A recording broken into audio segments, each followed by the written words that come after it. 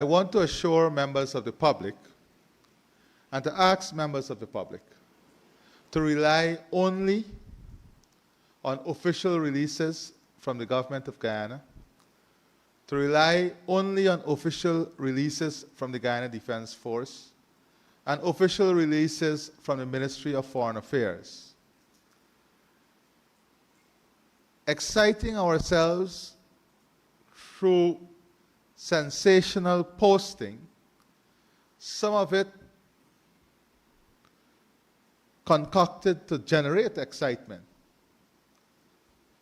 help to create an environment of uneasiness. I want to assure members of the public, every Guyanese, that the work we are doing, the tireless work we are doing over the last couple of weeks at different levels is not only bearing fruit, but has enabled us to strengthen our relationship with our partners and enable us to ensure that our partners are fully aware with every aspect of the Venezuelan controversy. At the level of the Foreign Ministry, there has been continuous engagement with foreign ministers in the region and outside of the region. At the level of the Guyana Defense Force, there has been an aggressive communication strategy, an aggressive partnership, visiting, exchange of information between the Guyana Defense Force, the Chief of Staff himself, and other chiefs in the region and outside of the region. And this has been going on at a rapid and continuous pace. Thirdly, at the level of the head, I have been engaging leaders and colleagues, not only in the region, but all across the world, ensuring that everyone is fully aware with the development as it relates to this controversy. So there is absolutely no space we are leaving in relation to the seriousness through which we are treating this matter. However, we must not allow the narrative to be complicated and made complex by the type of social posting that we're seeing. I assure the public that the commitment given to Guyana is unwavering. The commitment by our development partner is unwavering. We've also seen statements from Venezuela that they have no interest in a war. We have no interest in engaging in any conflict. Our primary focus is to ensure that this region remains a region of peace. That is why we are pursuing this matter relentlessly through diplomacy at every level, and we're engaging everyone.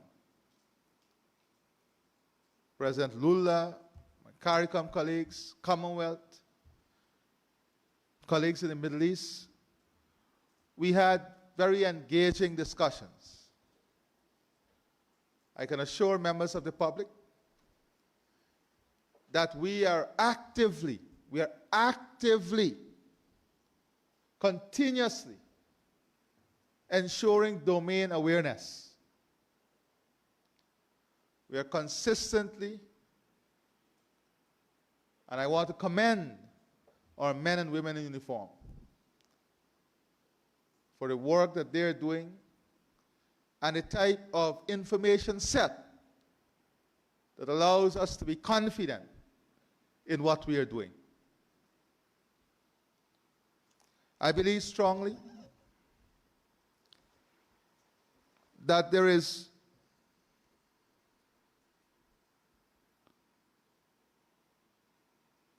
no fear that should be driven in the Guyanese people or in our psyche at this moment. As your president, I'm confident that the course Guyana is taking will not only bring us success, but will ensure that our region remains a region of peace. So I would plead with members of the public to rely on the official channels of communication. We have had many instances of doctored videos, video from 15 years ago, videos from some other part of Venezuela being circulated, claiming to be occurring on the borders. We have had people visiting. Only recently, we had the CDC conducting an exercise to bring disaster awareness to the population. But disaster in this context, because of this situation, was read to be an incoming disaster. But this was identifying areas for shelter in the event of a natural disaster, as we normally do. We have asked the CDC to go across all of Guyana to ensure that we build out an infrastructure to support our disaster management.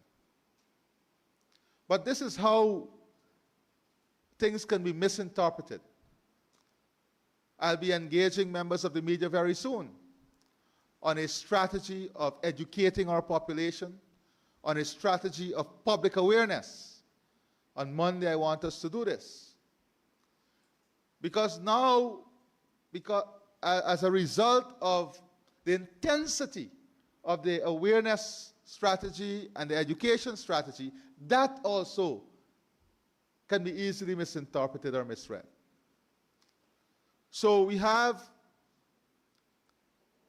a lot of plans in the upcoming weeks that will bring awareness to our population about the controversy, educating the people. On the 3rd, for example, we have a series of activity, the 3rd of December. That includes sending a strong national unified message from Guyana to those participating in the referendum. As you're aware, on November 14 and 15, the International Court of Justice in The Hague held hearings on Guyana's requests for provisional measures by which Guyana sought an order from the court to prevent Venezuela from taking any action, and I want the population to listen to this. We went and we sought an order from the court to prevent Venezuela from taking any action to violate Guyana's sovereignty in the Essequibo region. Guyana's petition in the court was supported by Parliament and all political actors and forces in our country. Its representation at the court included representative of the leader of the parliamentary opposition, Guyana's agent, its formal representative to the court, the Attorney General, and other officers from the Ministry of Foreign Affairs. I'm gratified to say that this is truly a national effort. Guyana sought the court's protection in response to Venezuela's scheduling of a referendum that threatens grave, irreparable, and incalculable harm to our country. In the referendum, the government of Venezuela seeks the approval of the people to 1, reject the arbitral award of 1899, which fixed the boundary between British Guyana and Venezuela, which Venezuela recognized for more than 60 years before the court has had a chance to rule on its legal validity in the case that is currently before it. Secondly, the referendum sought to reject the jurisdiction of the court and refuse to recognize its ultimate judgment, even though the court has twice ruled that it has jurisdiction to determine the validity of the arbitral award and the finality of the land boundary. Both times, rejecting by overwhelming majorities Venezuela jurisdictional objections to formally annex the Essequibo region by incorporating it into Venezuela as a new Venezuelan state, to give Venezuelan citizenship and national identity cards to the Guyanese population, and to develop the territory as part of Venezuela. All of these actions are violations of the most fundamental principles of international law, enshrined in the United Nations and OS charters. All of them threaten Guyana's sovereignty, territorial integrity, and political independence. Guyana has reached out to the international community to call attention to Venezuela's actions that are completely outside the norm of the rule of law and which present a real threat to the peace and security of the Latin America and Caribbean region. In denouncing this referendum and taking this matter to the court, Guyana enjoyed the full, principled, and unequivocal support of CARICOM, the Commonwealth, and its other friends and partners around the world. Venezuela, like any sovereign state, has the right to consult its people on matters of national importance. But what Venezuela has planned for December 3rd is no ordinary consultation. What Venezuela seeks by way of this so-called referendum is a license not only to break the law, but to crumble it to bits, a license to violate and destroy Guyana's fundamental rights as a sovereign state. After the hearings of November 14th and 15th, Guyana is confident that the court has understood its petition and that within a short time it will issue an order directing Venezuela not to take any of the actions for which it seeks the endorsement of its people on December 3rd. Guyana is confident that the court will order Venezuela not to take any action that violates or interferes with its right to and in the Essequibo region during the remainder of this case, until the court has ruled on the legal validity of the 1899 arbitral award and Guyana's eternal rights to this territory. We neither expect nor need the court to stop Venezuela from holding its referendum.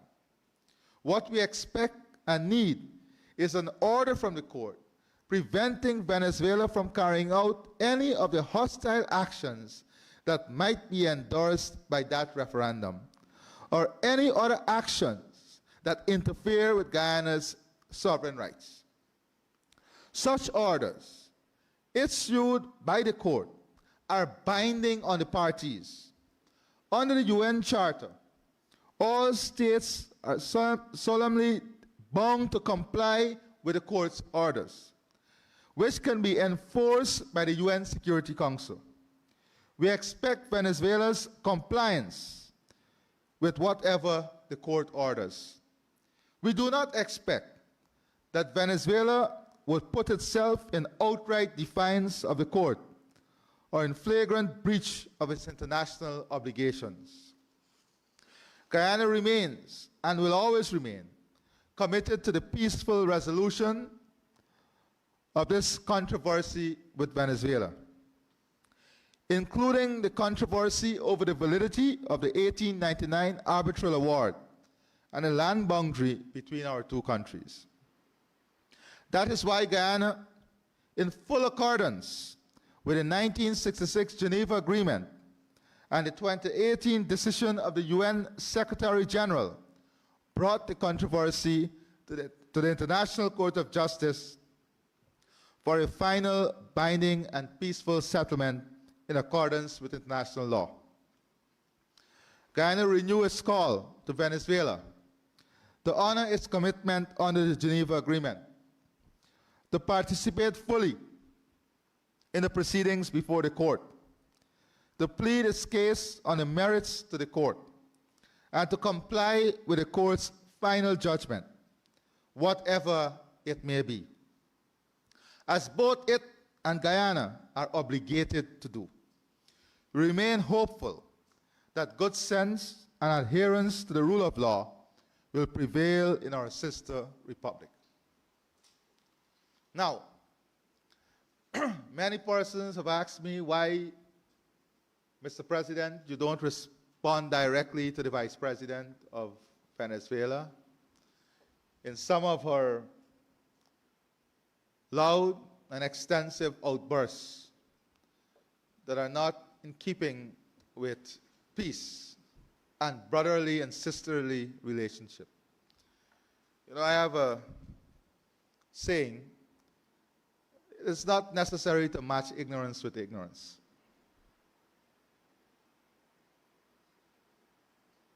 It is just not necessary. What is necessary at this time is for us to do everything at every level to ensure that Guyana's sovereignty and territorial integrity is kept intact.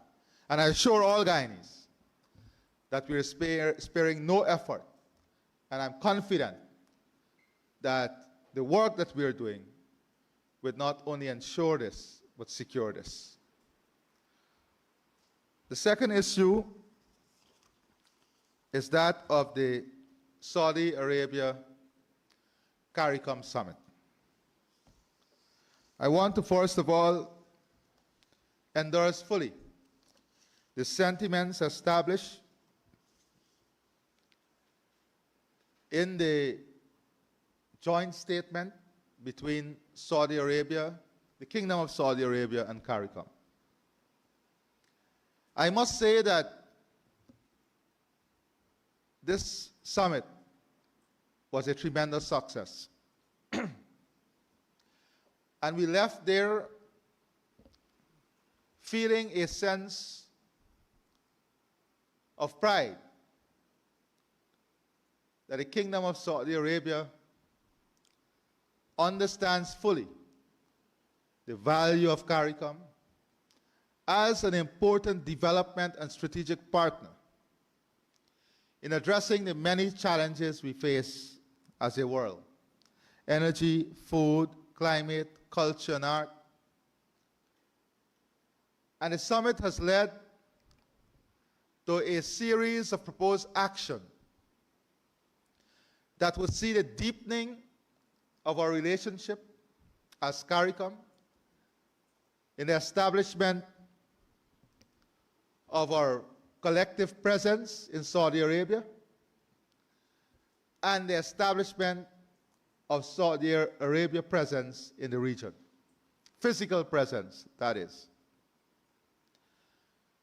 The Kingdom of Saudi Arabia made available not only all their technical and ministerial resources, but the private sector resources and financing. Setting aside $2.5 billion for the development of the region, approving a number of projects for different countries. As you know, we have a project of $150 million approved to support our housing development from the Kingdom of Saudi Arabia. And these are funds approved at 2% financing in this market. I recall when I started this journey of expanding our diplomatic relationship in the Middle East, there were many political scientists offering views, and I respect their views. But as I've consistently said, Result is what matters. Result is what matters. Today, in every one of our engagements, we can point to direct results. Saudi Arabia, Qatar, now helping us through a grant with the building of a new stadium that will be in Region 3. Approving the road project. In all the theoretical positioning, I was told that there will be nothing in this relationship. UAE approving this special needs school with a grant of $100 million. The technical collaboration on the coding project. And the list goes on. So my focus is on the results. And I believe that this is the time, not only for Guyana, but for CARICOM, to find non-traditional partners in pursuit of our development goals, in pursuit of the aspirations of our people. I'm also very pleased that the Kingdom of Saudi Arabia has committed to creating a special window and giving some preferences for those in the region who want to go to perform the Hajj. Beyond infrastructure, beyond food and energy, there were deep discussions on how we strengthen our cultural exchange, how we support the development of tourism, how we get the private sector to invest in the region and here in Guyana. And I'm confident that in the coming weeks, we will see tremendous energy in relation to this new strategic relationship. We're also discussing, Guyana is leading this discussion, a $25 million facility to accelerate food production, looking at hydroponics facility for the entire region. We have submitted all the studies, and I am confident that before the end of this year, we can see this project advance towards implementation.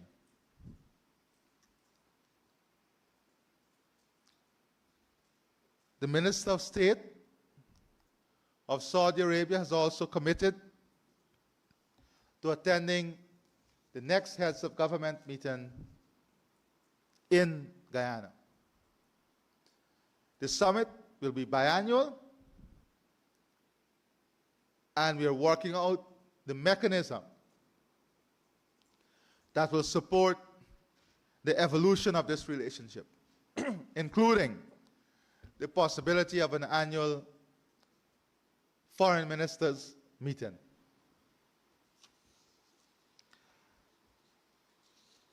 As we continue to expand our diplomatic, political, and economic reach, I believe that great opportunity and possibility will come our way. So, I wanted to address these two matters today and give you now the opportunity to ask any question you may want to in relation to these matters. Thank you.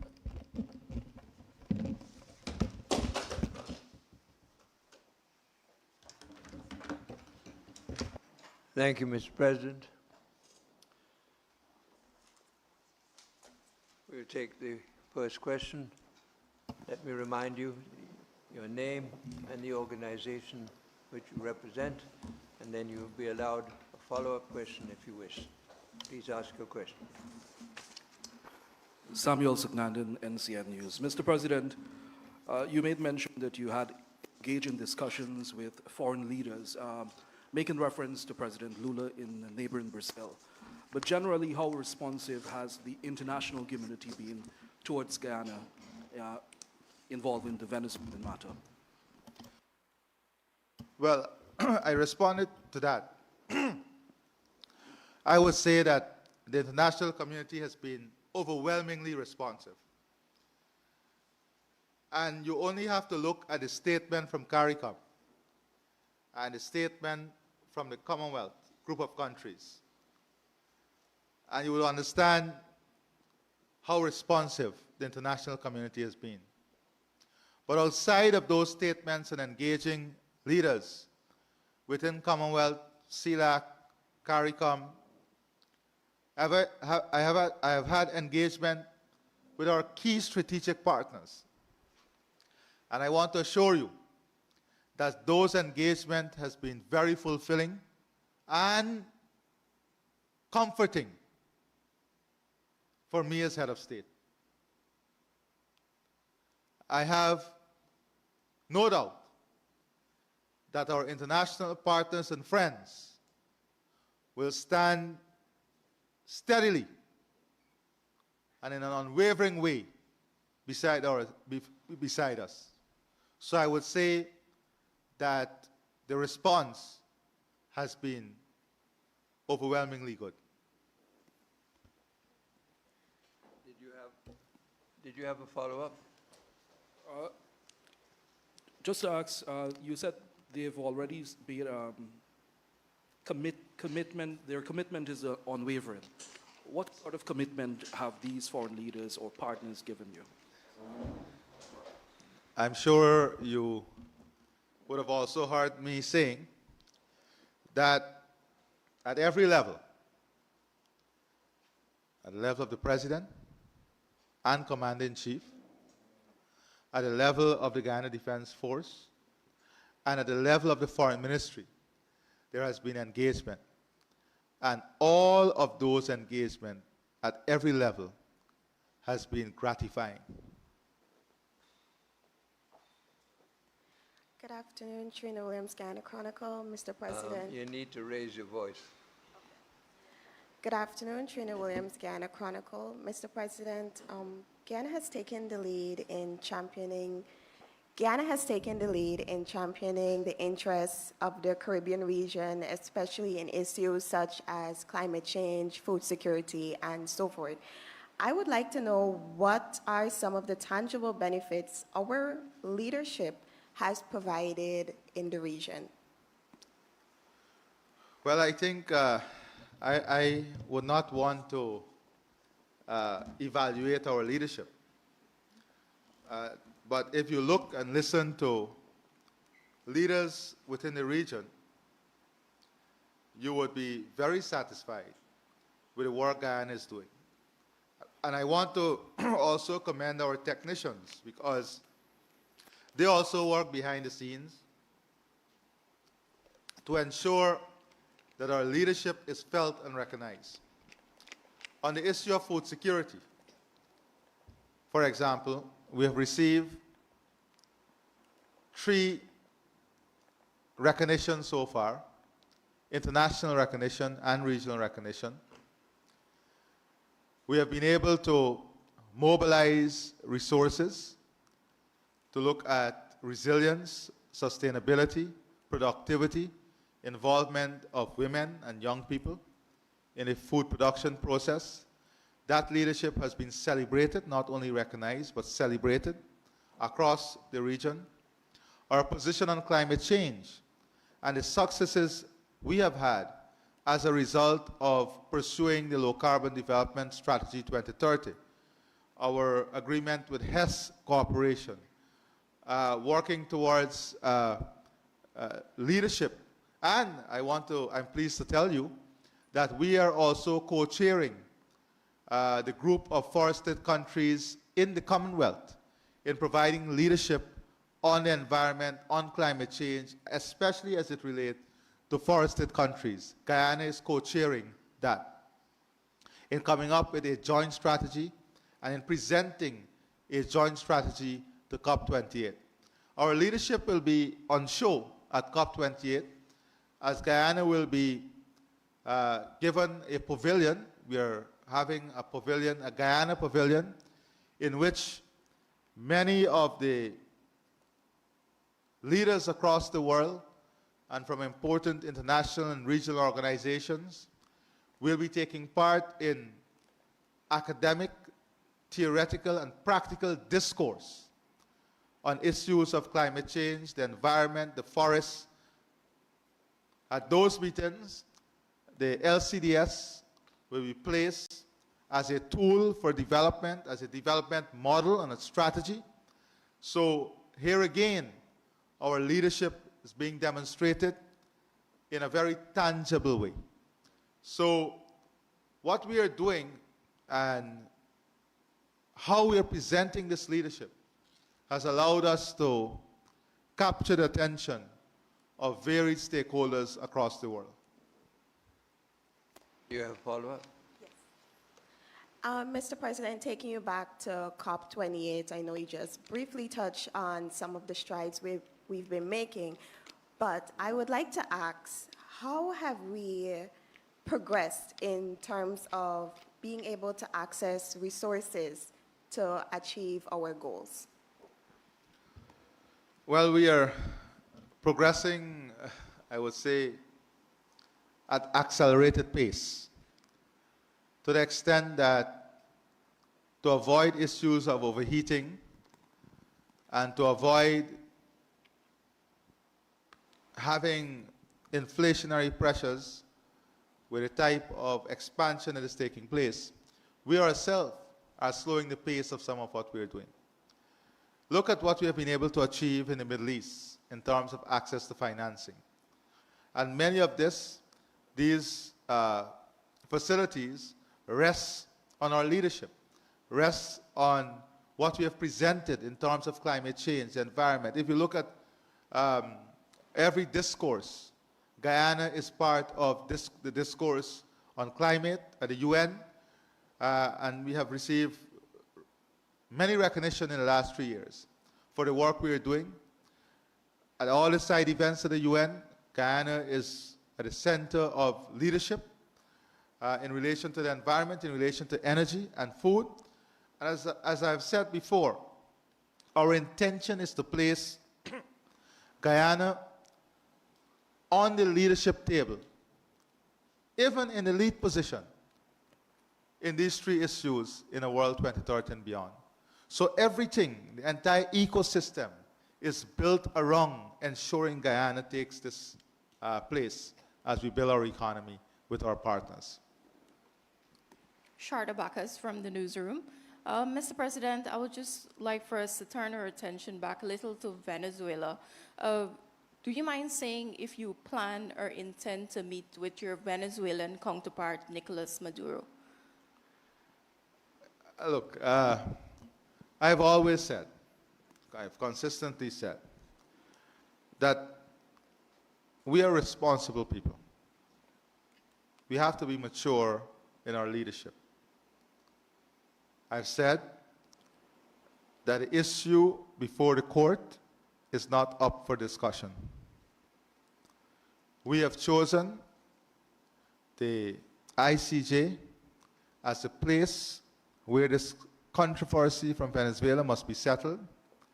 The matter is properly before the court, so that matter is not up for negotiations or discussion. However, as a good neighbor,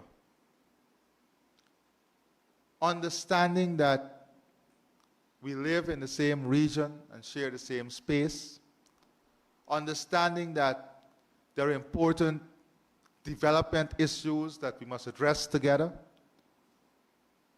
I've always said that I'm prepared to meet on these matters, and to communicate and speak on these matters, as good neighbors should do.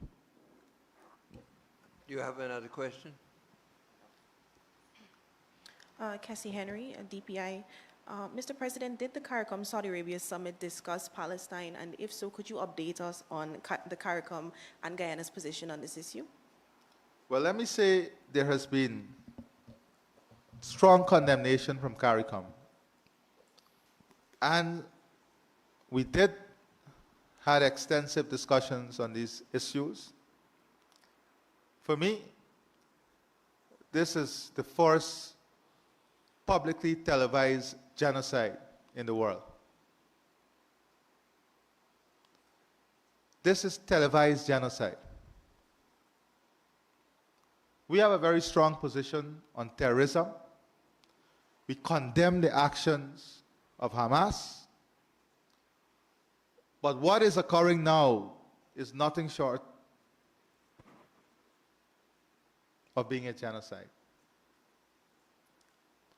We call on an immediate ceasefire for humanitarian aid to be able to go into Palestine.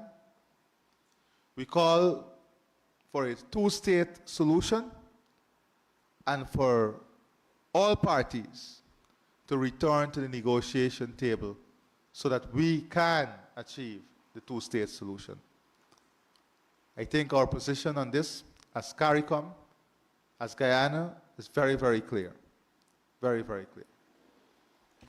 Mr. President, pleasant good afternoon to you. Antonio Day from Starbuck News. I just have a follow-up question in relation to Venezuela. As you are cognizant that the minister, the Honorable Prime Minister of Barbados, Mia Mottley, would have made recommendations, whereas Venezuela and Guyana should try to reduce tensions. I wanted to know at the Saudi Arabia CARICOM summit if she was apprised of really what is happening, because from her statement, it appears as if she was saying that Guyana should try to come to an amicable solution when Guyana is not the victim in this case. No, I want to make it extremely clear that Prime Minister Mottley, and I saw Shabral, I just saw you having a story as I was coming in here. Prime Minister Mottley, Prime Minister Ralph Gonsalves, and all of the CARICOM leaders have expressed their unequivocal support to Guyana and has made it very, very clear that this matter is properly before the ICJ and must be settled at the ICJ. Prime Minister Mottley has made this very, very clear.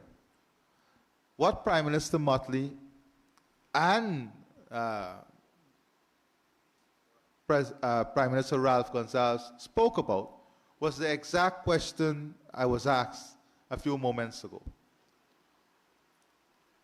Whether and there is a possibility of talks. I made it very clear, and they're aware of this, because only this morning they confirmed that this matter is properly before the ICJ, and that is where it must be settled. But in the context of the rising temperature, they believe that the doors to communication must not be shut. And that is the point that Prime Minister Mottley was making. Do you have another question? Okay, my follow-up question. Against that backdrop, you said that all of the regional and international leaders are apprised of what is happening currently. Could you say offhand if the King of Saudi Arabia has, by any chance, pledged his support or allegiance in this matter? I would not go into the details of some of these communication. What I would like to tell you is that I have appraised leaders on this issue, this controversy, and I'm very pleased with the response I've received across all my engagement. Mr. President, Dennis Shabral, Demerara Waves. Sir, one of the questions that is on the lips of many Guyanese is whether Guyana will be seeking military support from the United States and its other strategic partners in countering any Venezuelan military aggression. What's your response? Well, first of all, with the work we are doing, we believe that Venezuela would not act in a reckless way. However, if they do act in a reckless way, we have already, as I said before, engaged our strategic partners. We have engaged the Chief of Staff and the Senior Command are continuously engaged with partners across the region and, of course, extra-regionally. And we are assured that Guyana's territorial integrity and sovereignty will not see our development partners standing aside and allowing anyone to take advantage of us. Outside of that, we are also sparing no effort in ensuring that we continue to enhance and strengthen our capability because we have a responsibility to do so. Thank you. Mr. President, to follow up, the kind of support you're expecting from the strategic partners, will that see the protection of the operations offshore in the Stabroek Block as well? I would not elaborate on strategy and the depth or fullness of what constitutes that support. But what I would say to you, Shabral, is that I'm confident that our partners will be alongside us. Should Venezuela opt wrongly to act recklessly. However, again, just before I came to this press conference, I saw a tweet attributed to President Maduro. Maybe I should not quote the tweet because I have not had a chance to confirm it as yet, in which the narrative and the messaging is completely different from all the other narrative and messaging. Please ask your question. Thank you. Mr. President, Derwin Wills, NCN. Continuing on the point regarding our engagement in the international community with Venezuela. So Guyana will take up its Security Council in 2 months' time. And we've been in consultations with countries on global priorities. Would our sitting in this important body mean that the situation with Venezuela could be sooner introduced to that forum as an agenda item, since Venezuela seems to not be poised to accept the rulings of the ICJ? Well, I don't want to jump the gun. First of all, I want to say a few things. Venezuela has already participated in this matter at the ICJ. It is a misconception for us to repeat the wrong narrative that Venezuela is not participating. Venezuela did participate twice, and on both occasions the court ruled against Venezuela on the issue of jurisdiction. So you can't decide one day that you're participating, and when the decision goes against you, suddenly you're not participating or you're not accepting the jurisdiction of the court. They already accepted the jurisdiction of the court when they participated by questioning the jurisdiction of the court, and they lost that matter before the court. So we must not forget that aspect. The second issue is that, and that is the issue for Venezuela, they have to decide how they will deal with the international community when the court rules. In any way the court rules, we have to decide We have already subjected ourselves to the outcome of the court.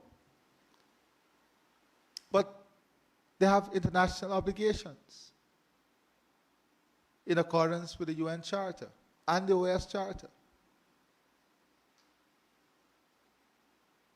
So when that bridge confronts us, we will see how Venezuela reacts. And just one follow-up. Follow-up? Still on the Venezuela matter. We're a country that's becoming more data savvy, very conscious about the things that we About- put, data savvy Yeah. and online savvy. And we're very conscious about the things that we put online, etc. So as Commander-in-Chief, is the use of social media, especially by our men and women in uniform, a consideration as part of our security approach, since uploads to social media could keep our aggressors abreast with our security capacity, including personnel, artillery, and location? Well, I don't want to get involved in strategy here, but I said earlier that you too have to be careful with what you see on social media. And this is the problem. You had training exercises that were conducted 3 years ago on both sides, whether it's trade wind exercise or some other exercise. Someone get a video of it, they upload it on social media, and then that is used to drive fear among people. That is why I've said that we will have very structured communication. Let your official news come from the channels I alluded to earlier. That is what is important. Mr. President, Julia Johnson, Prime News. I want to take you back to Venezuela, or let us stay on Venezuela. And I want to ask about the gaps in communication or communicating the messages from the informed sources, the government, the GDF, to those outlying areas where we have gaps, because those are the very outlying areas that have been speaking about what is happening on the border on the other side. I want to ask, how are we going to close that gap? So that's a very important question, and that is where the communication strategy comes in, the public awareness strategy and the education strategy. And I alluded earlier to the fact that this is the part of the strategy that we need to strengthen and pay a lot of attention to and a lot of focus on. So that engagement, I will be having a wider stakeholder engagement that would seek to develop a broader strategy in addressing this very issue, Julia. And it is an issue that we have to address, because information must be timely, it must be relevant, it must be accessible, and it must be continuous. I appreciate. Before I go to my follow-up, I just want to ask about the very question on the gaps, because what I have been hearing from the border area is not feeding into like the social media, because their people are seeing whatever is happening there, and they could very well be the sources that could be used to have an informed engagement with the rest of the country. But just let me say, there has been a very robust engagement between the Guyana Defense Force, those communities, and I can assure you that I have to know how much what I say. I want to assure you that the information we're receiving and the analysis is of exceptional standard. And we are continuously engaging. We have a very robust mechanism. Now, a lot of activities are seen on both sides.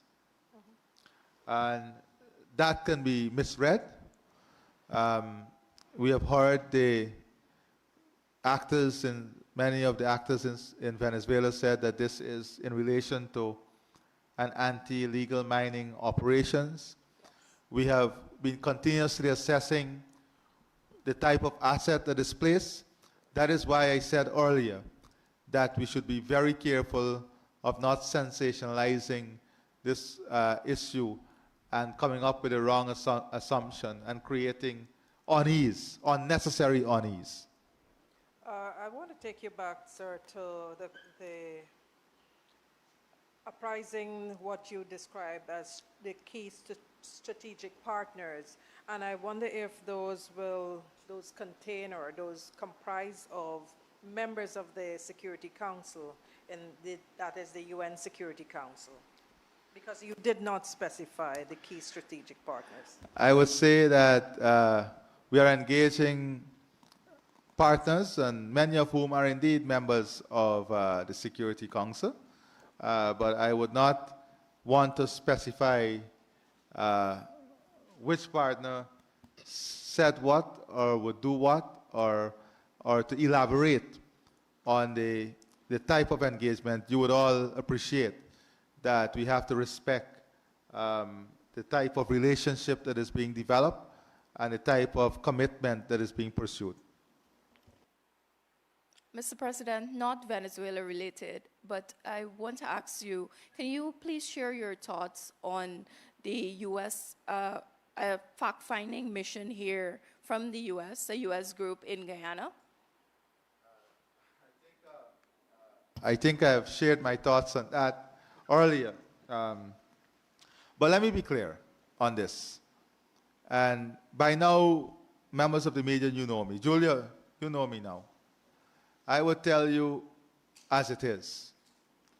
The chairperson of the fact-finding mission, and Chabrol, I saw you had the article, did make contact with me when I was in the UN, did communicate with me, and I said to the chairwoman of this mission that the basis of your press release is fundamentally flawed and has to be influenced by some actors who has a particular agenda.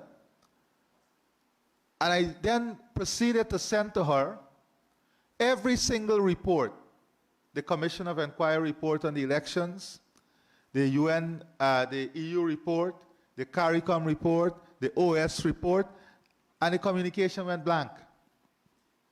I then invited her to examine the 3 branches of government, to examine our housed out allocation program.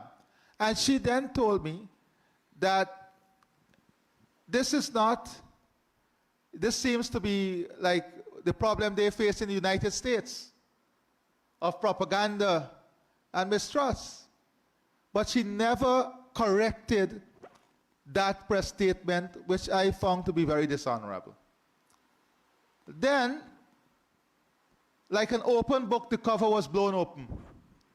They arrived here, and what we saw?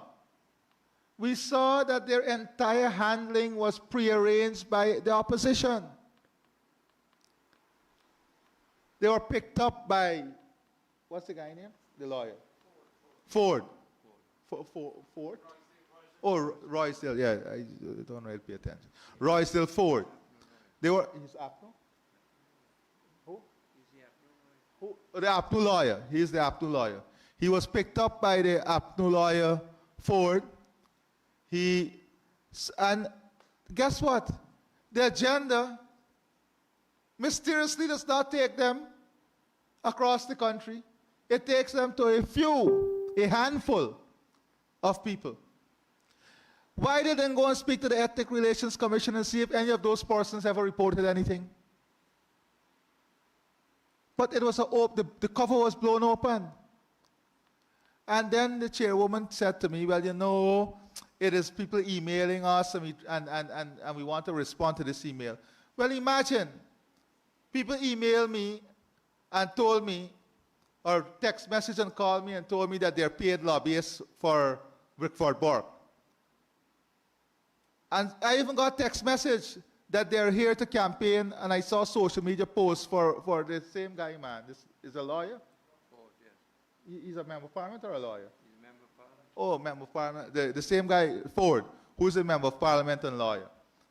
They said that I saw posts, social media posts, that they're here to campaign for him against the leader of the opposition, Mr. Aubrey Norton. I hear that they're paid by different entity. But I didn't write a press release saying that people emailed me and text me and say all of these things because it's irresponsible. It is irresponsible. Everybody can write you a text message or email. You can come to and issue a big statement. But the cover was blown open from the time they arrived at the airport. And it's like, you know, but one thing though, she did say to me, you know, this is exactly what happens in the US, all this propaganda, you know. I wonder in the US if this group, how this group took to the election cases. I wonder if this report, because I did submit all the reports on the elections, the UN report, wait, I think I have one of the reports here, let me see. I wonder if this report or this group would examine the 2,000 CSOs who was fired by APNU government. I wonder if this group would examine the thousands of sugar workers who were sent home. I wonder if they will examine the rigging of the elections, the attempt to rig the elections. I wonder if they will examine the same Ford. Is Ford? Ford is not the guy who went to court and tried to defend the rigging? Oh, yeah. Oh, that's the guy. Now I remember him. And that's the guy who, after no confidence motion was won in the parliament, went to court to delay the holding of an elections that was based on the Constitution. This thing, I don't know. Are they examining that? Are they examining the more than 200 taxes that was imposed on Afro-Indo-Amerindian people in this country by the last government that we removed? Why they don't examine how much house start was given to different categories of people in the 5 years? And what was given under us? What continues to be given? How much roads was built in Buxton? How much roads was built in Buxton? Go to Baracara. Let the people tell you. This is not magic. I saw even Stabrook News had a whole editorial. They said I'm hopeless. They said I'm hopeless. Guess why? Because I'm in the streets meeting the people, talking to the people, solving problems. Guess what this hopeless man did? After the visit in Kingston and Alberton, go and see real work. Not sleepwalking, real work. Every single village. I want the report to list all the roads that we have done in the last 3 years. And list all the roads that was done in the 5 years. I don't want it to do much. Let it take the conclusion of the OS report. And let me tell you, I saw Linden. You want to know the truth? Who closed bauxite? Who shut down the bauxite industry? In 1992, they shut it down, the PNC. We came back. We rebuilt. We got an investor to come back and invest. We gave the subsidies. We invested in the community. They came in 5 years, chased the investor. They chased the investor. Hundreds of jobs lost there. Hundreds of jobs lost in Region 10. We brought the investor. They couldn't keep the investor. The call center that we built in Linden, they shut it down. More than 100 people sent home in Linden. I want a report on the structure of the two cabinets. Don't go far. Go in Parliament, look at the composition. I want a report on the structure of the different departments and government agencies. This nonsense got to come to an end, you know. where every Tom, Dick, and Harry believe that they can come and evaluate us. We got to put a stop to it. And let me tell you how I'm putting a stop to it. I'm putting a stop to it with real work, hard work, on the ground, bringing the people of this country together. And in 2025, the people will say what they think about the work. The people will say what they think about the work. We're working for results. I will not rest until this country is united.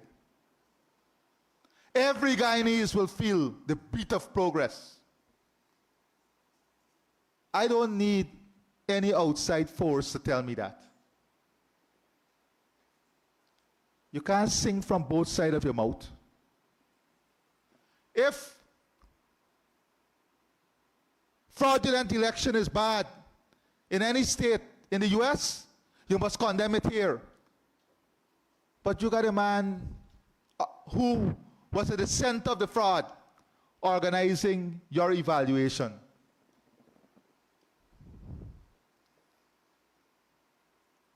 I hear a whole set of stories. Anyhow, this is, thank you very much. I think I've addressed this issue enough. Thank you.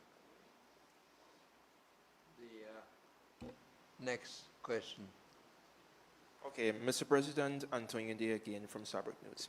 I just want to find out from you if the government has a contingency plan. A what? Contingency plan. Yes. In relation, because as much as the Venezuelan government is saying that they do not want to be engaged in war, it is most likely that they will forge ahead with a referendum on December 3rd. So I want to know if the government... No, but you listen to me. You listen to what I said. We didn't go to the court. They have the right to the referendum, but we went to prevent them from acting upon any outcome on the questions that we raised. Yes, sir, I Right. understand. I respect what you said, but I just want to know because, as they say, expect the unexpected.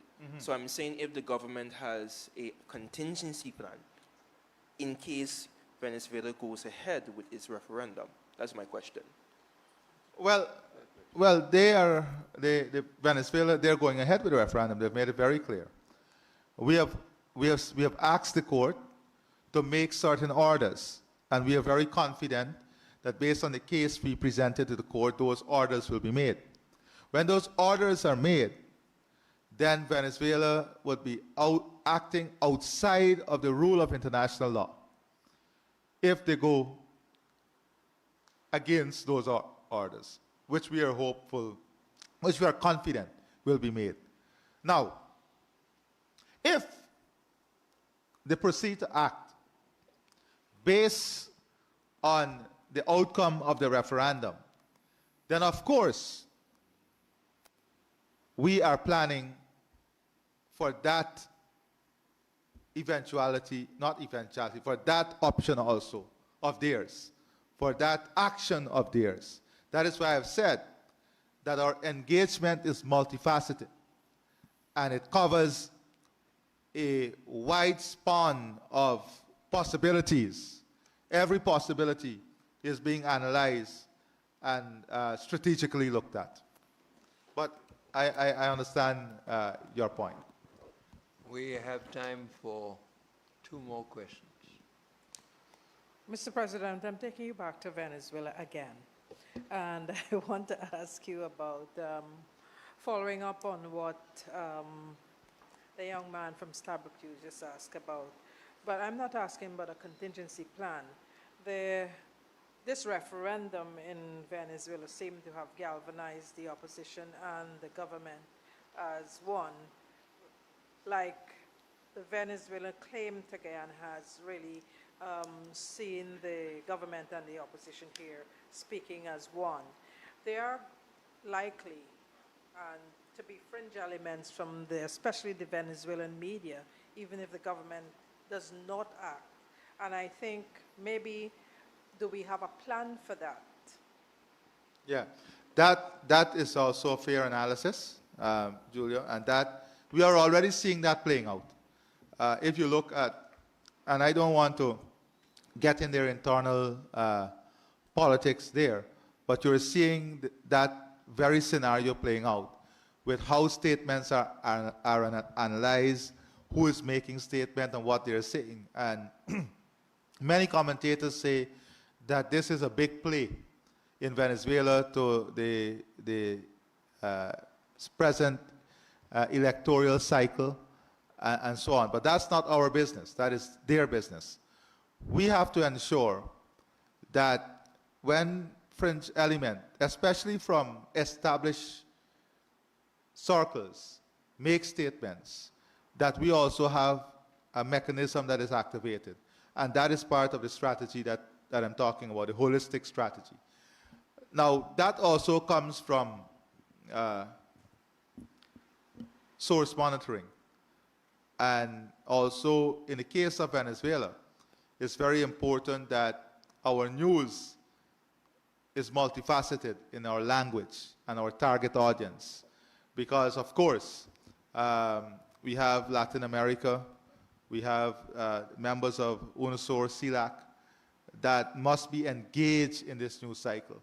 And the possibility of them being engaged in an English-driven article is less than a Spanish-driven article in one of their usual news outlet. So that has to be addressed also to ensure that Guyana's narrative is not lost from their circles also. I would just want to ask the follow-up. Is there any concern about Venezuelan military being part of the current group of migrants here? Is that a concern for us? I would say that the possibility of that is of concern to us. But we have had fairly, and I see the Commissioner of Police and the Chief of Staff here, National Security Advisor. We have had a very robust system in, as far as possible, monitoring those who are entering. There can be cracks, but we are also using a lot of intelligence gathering to find out and to have a constant flow of information in relation to this. But that is something that I know we are monitoring, domain awareness, understanding who is coming across the border, who is coming in. Only, I think, this morning, in monitoring the border, one person, for example, who was thought to be someone of interest crossed the border, and I think that they're having questioning now on that person. Now, what we have seen, when I say of interest, someone of interest, is someone who, for example, had a radio set, seems to be connected with a security company or some kind of security apparatus. Am I right, Chief of Staff, Commissioner?